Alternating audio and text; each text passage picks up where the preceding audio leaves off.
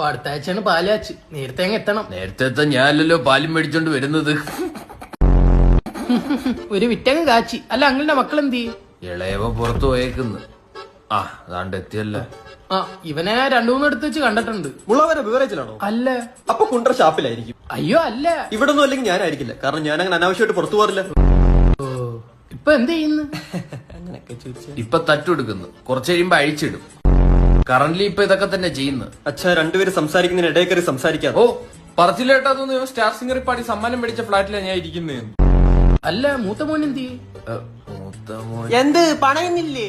വേണ്ട, ഞാൻ വിളിക്കാം. സോനു ദേ നിന്റെ കളിപ്പാട്ടോ ഏതോ അങ്കിൾ എടുത്തോണ്ട് പോവാൻ പോന്നിട്ടാ.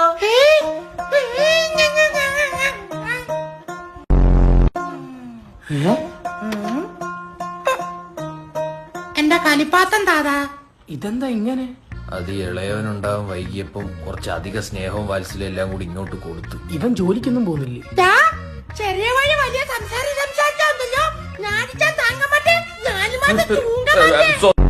സോനുവിന്റെ കണ്ണെവിടെ?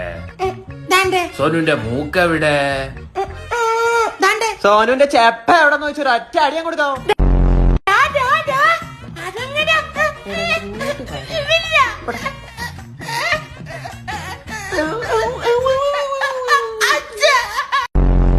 സോനു ക്രൈം.